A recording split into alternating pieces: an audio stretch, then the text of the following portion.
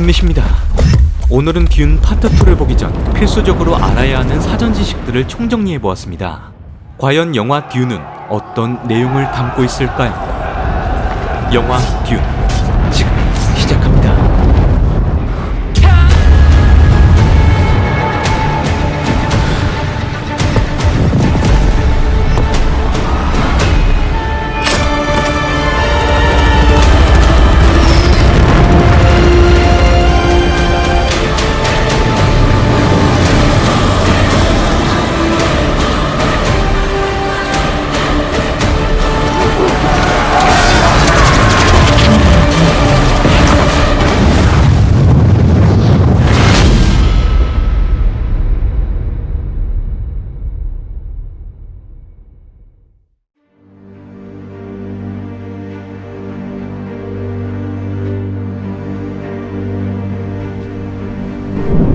영화 듄은 프랭크 허버트의 원작 소설을 기반으로 제작된 SF 공상과학 영화의 기념비적인 작품입니다.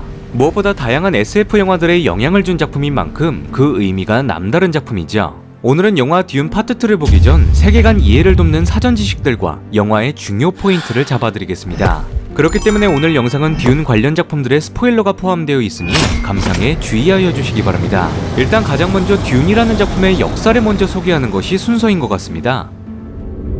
소설 듄은 1965년 쓰여진 프랭크 허버트의 SF 공상과학을 다룬 역사적인 작품입니다. 프랭크 허버트는 오리건주 모래사막에 관한 기사를 쓰기 위해 오랜 조사 기간을 거치게 되면서 소설 듄에 대한 아이디어를 떠올리게 되죠. 6년이라는 시간 동안 사막을 조사하게 된 프랭크 허버트는 그가 쓰려 했던 오리건주 모래사막에 대한 기사가 아닌 인류 미래 세계를 다룬 작품을 집필하게 되면서 세계에서 가장 많이 팔린 SF 공상과학 소설 듄을 탄생시키게 된 것입니다. 소설 듄을 대적할 작품은 오직 J.R. 톨킨의 반지의 제왕뿐이라는 평가를 받고 있는 만큼 수많은 문학 작품들에 큰 영향을 준 소설이기도 합니다. 대표적으로 SF 스페이스 오페라를 대표하는 스타워즈와 인간과 기계의 미래 전쟁을 다룬 매트릭스 또한 듄이라는 작품에 큰 영향을 받았다고 할 수 있죠. 그만큼 우리가 현재 수많은 영화 속에서 스쳐 지나갔던 장면과 배경들은 대부분 듄 세계관에서 아이디어를 받았다고 할 수 있습니다. J.R. 톨킨의 중간계 이야기가 세상의 그 모습을 드러내면서 인간과 오크, 요정이 함께 등장하는 작품들이 많아진 것처럼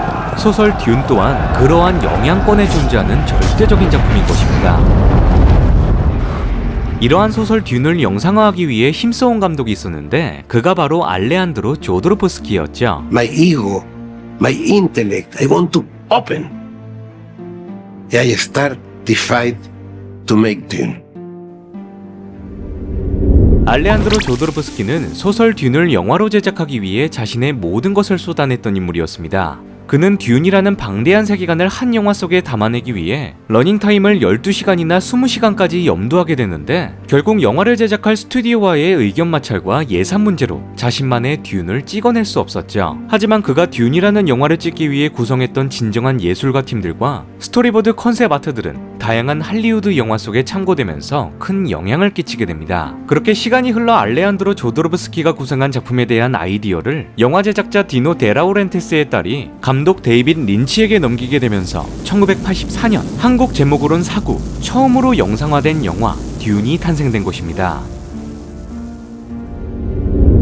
데이빗 린치가 연출한 영화 사구는 흥행과 평가 면에서 안 좋은 점수를 받게 되면서 비운의 작품으로 기록되고 있습니다. 그는 애초부터 3시간이 넘어가는 대작을 꿈꾸었지만 스튜디오가 원하는 극장판 시간대를 맞추기 위해 2시간으로 줄이게 되면서 데이빗 린치 특유의 치명적으로 기괴하고 엽기적인 방식의 연출 의도가 제대로 담기지 못하게 되었죠. I suffer because it was my dream. Another person will do that maybe better than me.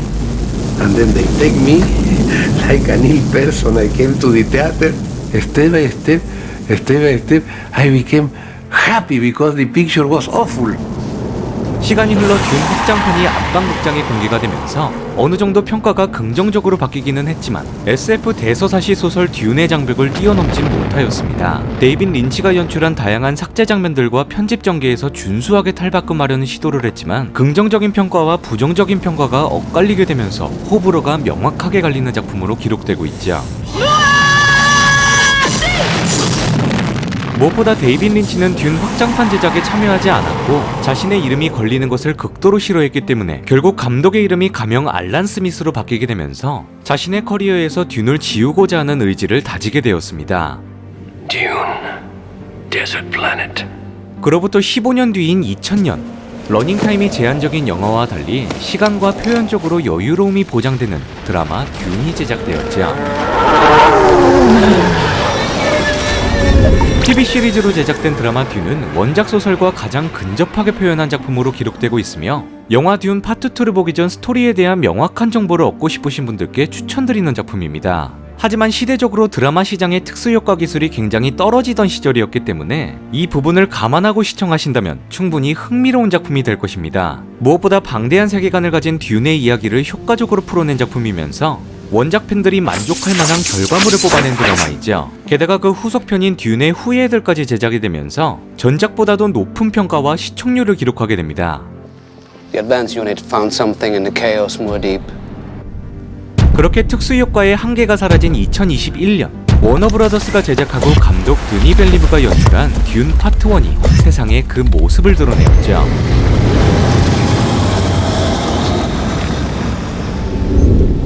드니 벨리브가 연출한 듄은 화려한 영상미와 가감한 스토리 전개로 흥행과 평가면에서 전 세계적으로 호평을 받은 작품입니다. 무엇보다 제가 드니 벨리브의 듄이 가장 마음에 들었던 부분은 이야기의 전개였는데 다소 산만할 수 있는 소설 듄의 복잡한 내용들을 과감하게 드러내면서 오직 주인공 폴 아트레이디스의 시점으로 풀어나가게 되죠. 그러함에도 불구하고 듄이라는 작품의 한계가 명확하게 느껴졌는데 그 부분은 어쩔 수 없이 방대한 세계관을 통용하는 어려운 용어와 설정들입니다. I hold at your neck the Gom Jabbar.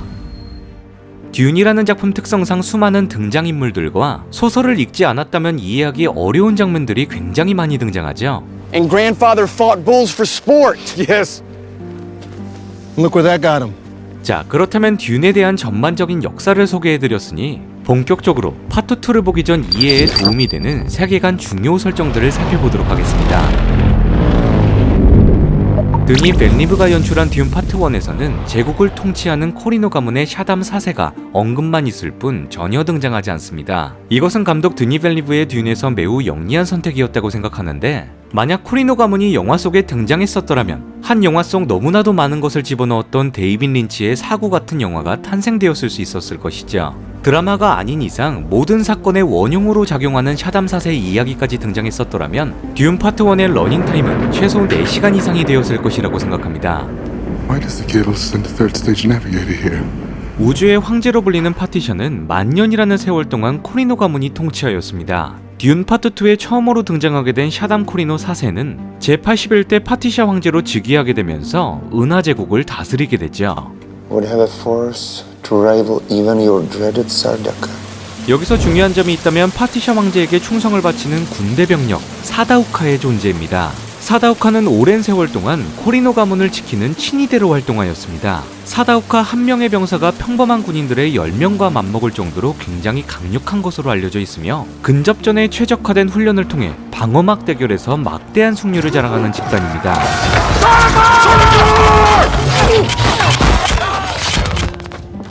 그만큼 코리노 가문은 사다우카 군대에 영원하고 맹목적인 충성을 얻어내기 위해 대가문보다도 풍족한 생활을 보장했으며 아름다운 여인과 세상에서 가장 훌륭한 저택으로 자부심과 우월감을 심어주게 됩니다. 사다우카의 신병들은 풍족한 삶이 보장되는 모습을 보면서 억압적인 훈련을 견뎌낼 수 있었던 것이죠. I want 50 Legion of Sardaukar on Arrakis at once.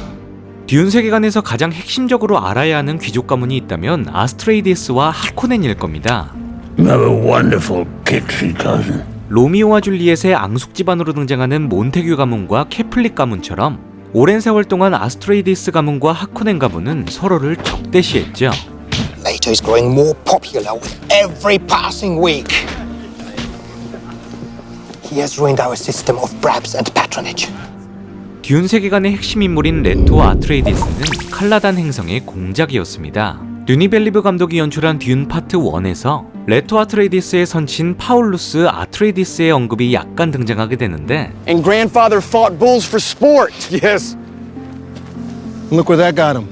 15살이었던 레토 아트레이디스는 황소에게 목숨을 잃은 파울루스 아트레이디스를 대신해 칼라단 행성의 공작으로 계승되면서 정치적으로 매우 뛰어난 성과를 낸 인물로 묘사되고 있습니다. 듀운 세계관에서 은하계 대가문 귀족들을 일컬어 랜드스라드라 부르게 되는데, 뛰어난 정치적 활동에 성과를 낸 레토 아트레이디스는 귀족들의 연합 랜드스라드들에게 총애를 받았던 인물이었습니다. 이러한 상황이 두려웠던 인물이 있었으니 그가 바로 코리노 가문의 파티샤 황제 샤담 4세였던 것입니다. We must arrange to send Duke Leto a token of our love.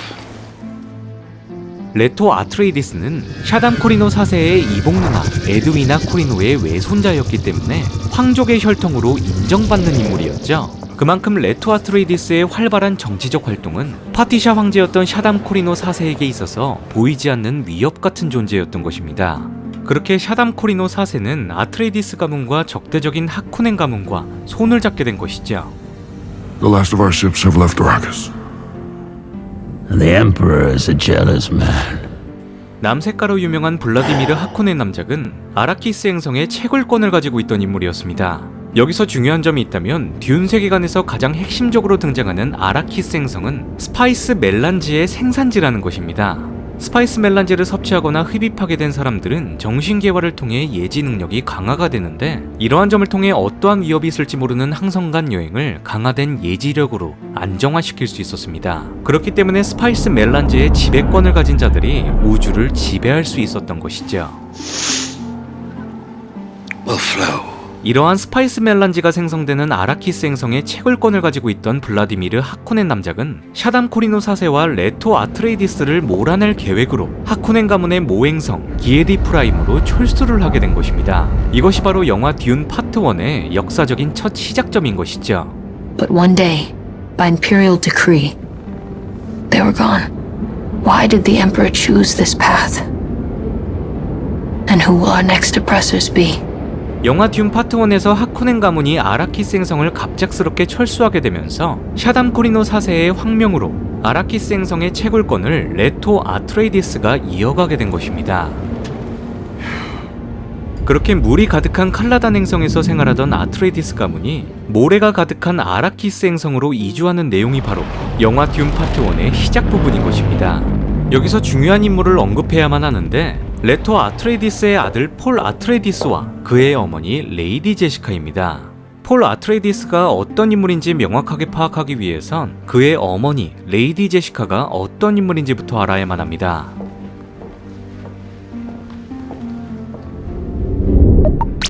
레이디 제시카는 듄 세계관 속 가장 비밀스러운 종교 집단 베네 게세리트의 일원이었습니다. 베네 게세리트는 인류의 위대한 번영을 이끌어줄 남성 메시아를 탄생시키는 것이 궁극적인 목표인 비밀 집단입니다. 그들은 무엇보다 어린 시절부터 정신과 육체 능력을 향상시키는 전문 교육을 받으면서 베네 게세리트의 일원으로 성장하게 되죠. 그들의 지도자인 베네 게세리티 데모들은 오직 여성 조상들의 기억을 볼 수 있었는데, 남자와 여자 선조의 기억을 모두 볼 수 있는 자를 바로 퀘사츠 헤더락이라고 부르고 있습니다. 남성 베네 게세리티의 퀘사츠 헤더락은 과거와 미래를 볼 수 있는 전지전능한 존재로 여겨지면서 초월적인 육체와 정신을 타고난 절대적인 인간입니다. 그렇기 때문에 베네 게세리티들은 퀘사츠 헤더락을 낳을 수 있는 혈통들의 가문을 오랜 시간 동안 연구하며 초인적인 남성 아이를 낳을 수 있는 준비를 하게 되죠. 영화 듄 파트 1에 등장하는 레이디 제시카는 유력한 혈통 레토 아스트레이디스와 만나게 되면서 남성 아이 폴 아스트레이디스를 낳게 됩니다. The Bene Gesserit serve as powerful partners to the great houses. 무엇보다 레토 아스트레이디스와 레이디 제시카는 공식적으로 결혼하여 듄 세계관의 역사적인 인물 폴 아스트레이디스를 낳지 않았죠. 레이디 제시카를 진정으로 사랑했던 레토 아스트레이디스는 가문의 안정과 번영을 위해 정실 부인의 자리를 남겨둘 수밖에 없었습니다. 그녀는 원래 레토 아스트레이디스의 정실 부인이 아닌 첩신분으로 베네 게세리트의 계획하에 딸을 낳을 계획이었죠. 레토 아스트레이디스와 레이디 제시카 사이에서 딸이 생겼다면 하쿠넨 가문과의 관계 우호의 목적으로 페이드 로타와 혼인시켜 퀘세츠 헤드락을 낳을 예정이었습니다. 하지만 레이디 제시카는 레토 아스트레이디스와의 관계에서 아들을 낳기로 결심하게 되면서 위대한 듄 세계관의 주인공 폴 아스트레이디스를 탄생시키게 된 것이죠.